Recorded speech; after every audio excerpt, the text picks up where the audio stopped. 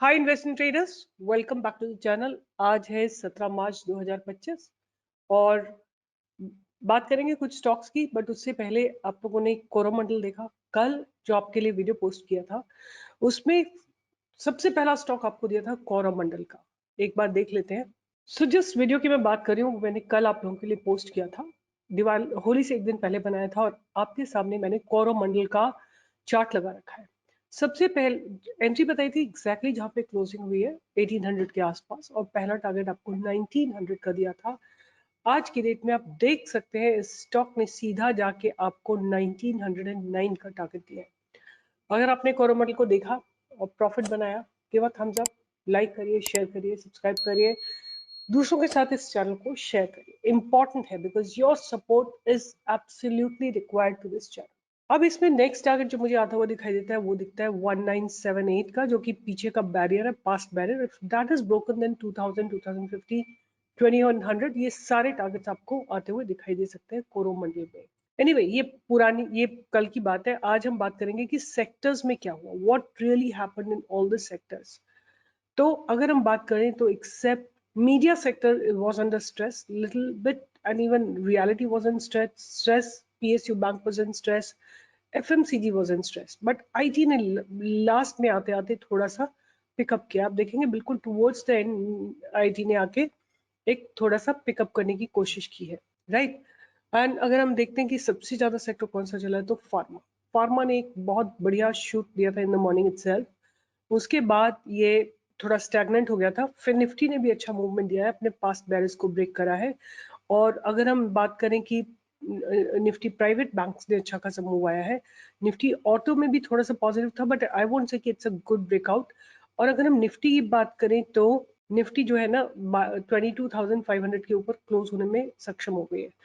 I am still very very concern about this gap जो कि बना हुआ है बिटवीन 22,566 से लेके 22,722। ये जो गैप है ना, ये जो गैप है, दिस हैज टू, अगर आप एग्जैक्टली मानेंगे तो ये गैप गैप वैसे ये वाला गैप है 22,699 से लेके 22,722। बट मुझे लगता है ये डिस्टेंस कवर होना भी बहुत जरूरी है, विच इज 22,578 से लेके 22,669। ये गैप भी फिल होना बहुत बहुत जरूरी है। और अगर निफ्टी 22,722 के ऊपर रुक गई तब आपको एक ऊपर की तरफ का मूव हो सकता है आने वाले समय में दिख जाए। एनीवे तो एक बार बैंक निफ्टी को और देख लेते हैं और फिर उसके बाद आगे की बात करते हैं। तो बैंक निफ्टी ने भी एक डबल बॉटम, एक बहुत स्ट्रॉन्ग बॉटम बना रखा है जहां से बैंक निफ्टी बार बार सपोर्ट लेके ऊपर जा रही है। अब बैंक निफ्टी को भी एक रेजिस्टेंस है जो कि है एट 48,872। अगर वो क्रॉस होता है तो बैंक निफ्टी फिर ऊपर की तरफ आपको थोड़े से मूवमेंट दे सकती है। एनीवे आज जिस मुद्दे पे मैं बात करूंगी कि कुछ ऐसे स्टॉक्स है जो कि सीजनल स्टॉक्स है, मतलब हर सीजन के साथ वो आपको एक मूवमेंट देते हैं। तो अभी कौन सा सीजन सेट इन हो रहा है, धीरे धीरे we are heading towards the summer season, right. तो समर सीजन जो है उसके उसमें मैं आपको कुछ स्टॉक्स दिखाती हूँ। For example Voltas, right. तो वोल्टास में आप देखोगे कि एवरी टाइम अराउंड जनवरी जब भी कभी सेक्टर रोटेशन होता है ना with respect to you know season, तो आपको दिखेगा कि मार्च मतलब 6 महीने पहले से ब्रेकआउट आना शुरू हो जाता है। तो अगर हम एक्सपेक्ट करें कि मई जून में अगर एक अच्छा मोमेंटम बिल्डअप होगा तो आप देखेंगे जनवरी से बिल्डअप शुरू हो जाएंगे। तो जैसे आप ये वोल्टास का मैंने चार्ट लगा रखा है, let's go at the back and देखते हैं पीछे से क्या होता है, right, how exactly it happen. तो यहाँ पे आप देखोगे कि ये जगह पे, तो यहाँ पे दिस इज 2020 में आपको पता है कि मार्केट गिरा था बिकॉज ऑफ द कोरोना। फिर मई में आके रुका था और मई से इसने जो चलना शुरू किया है ये स्टॉक लगातार ऊपर ही ऊपर चलता चला गया, right. There are some aberrations, I am not saying कि जो मैं बोल रही हूँ वो 100% एकदम करेक्ट है। और फिर next time also around the season it went horizontal and रफली अबाउट अगस्त में इसने फिर से एक ब्रेकआउट दिया था, फ्रेश ब्रेकआउट दिया था। तो कई बार ऐसा होता है, जैसे मैं कई स्टॉक्स में देखती हूँ ये होती है इस तरह की सीजनल साइकिल्स होती है, बट कई स्टॉक्स में इतनी प्रोमिनेंट नहीं होती है, जैसे वोल्टास में इतनी प्रोमिनेंट नहीं है। बट येट इस बार जो है इसने काफी समय से एक लोअर लेवल से February 14 से बिल्डअप करना शुरू किया है।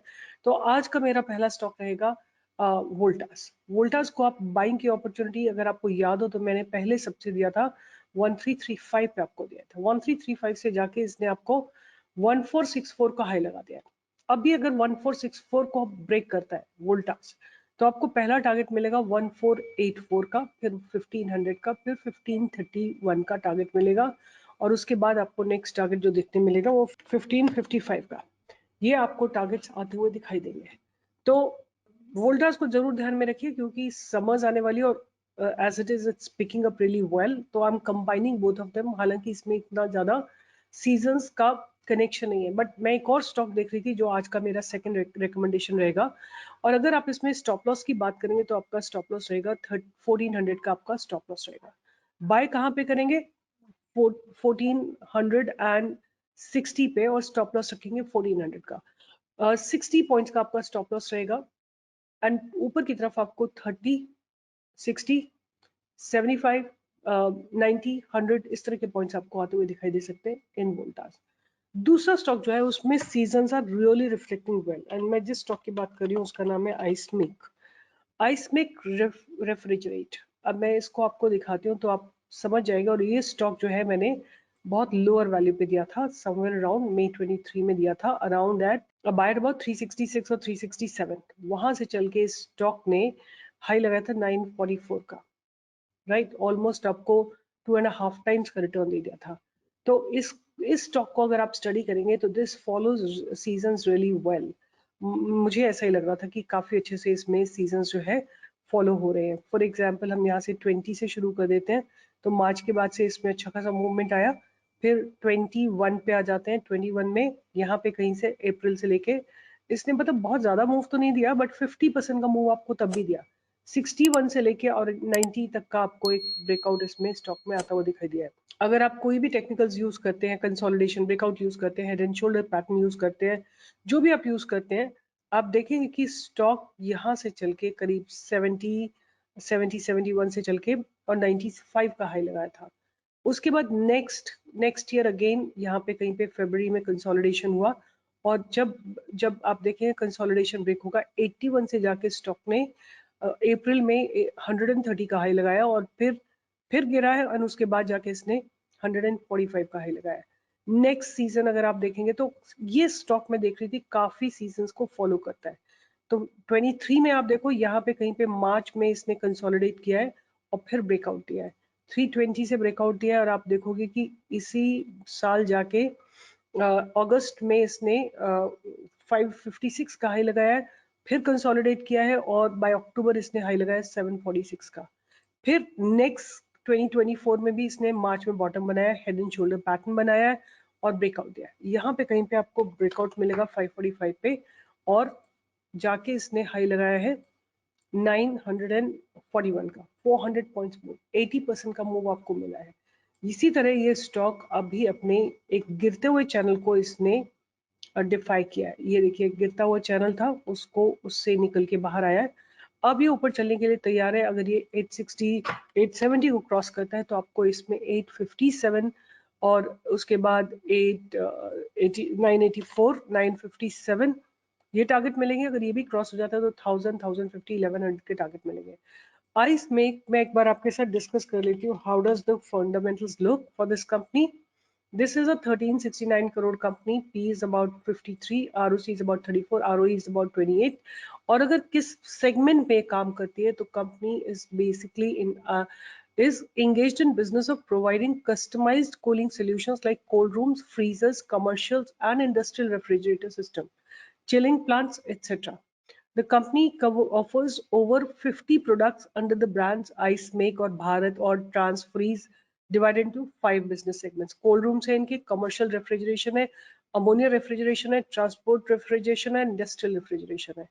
और अगर हम इनकी बात करें रेवेन्यू के तो डेयरी एंड आइसक्रीम से 30 to 40% आता है, फूड प्रोसेसिंग से इनका 15 to 20% आता है, फार्मा एंड केमिकल से 15 to 20%, ई कॉमर्स से 5-7%, लॉजिस्टिक्स से अबाउट 3 to 5% आता है। और ये लोग जो है इनकी अगर हम क्लाइंट की बात करें तो Amul, Coca Cola, HUL, Vadilal, Subway, Indian Railways, Havmor, Monginis, etc. The company serves over 28,000 customers through 65 associates. It caters to over 24 countries including Canada, Australia, UAE, Maldives, Tanzania, etc. Right?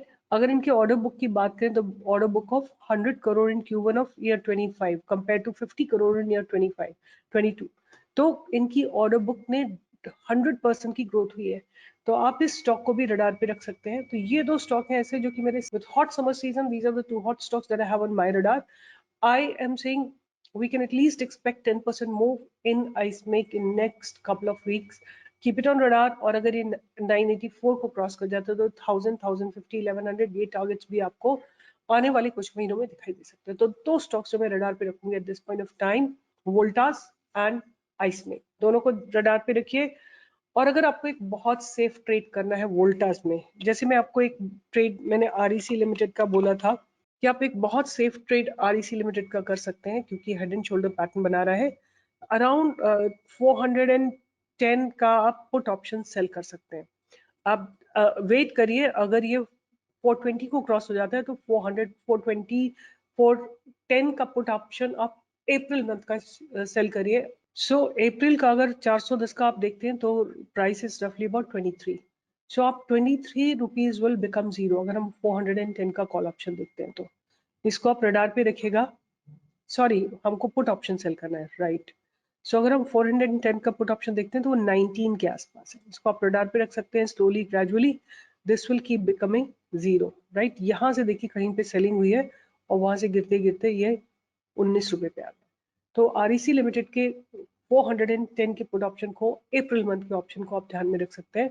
And that's about it for today. तो दो stocks Voltas and ice make, दोनों का radar पे रखिए। दोनों में expect है अच्छे मूवमेंट आने की। तो समर से रिलेटेड स्टॉक्स है। अगर आप किसी भी स्टॉक में पैसे बनाते हैं, आपने अवंती फीड खरीदा था या आपने एनएससीएल खरीदा था, कोई भी स्टॉक आपको जो मैंने दिया अगर आपने खरीदा और उससे पैसे बनाए तो थम्स अप दीजिए। इंपॉर्टेंट है। मनी मैनेज करिए, रिस्क मैनेज करिए, ट्रेड मैनेज करिए। अगर आप ऐसा नहीं करेंगे तो बहुत गड़बड़ हो जाएगी। Markets are not very comfortable right now. आपको ये सब डिसिप्लिन लेके आना पड़ेगा। गिरते हुए मार्केट में जो आप सीखते हो, चलते हुए मार्केट में उससे आप 10% भी नहीं सीखते हो। Learn about stock markets dynamics, and there's a huge amount of money. You can educate people in your environment so that they can continue making more and more money. Bye bye, take care, and see you in the next video.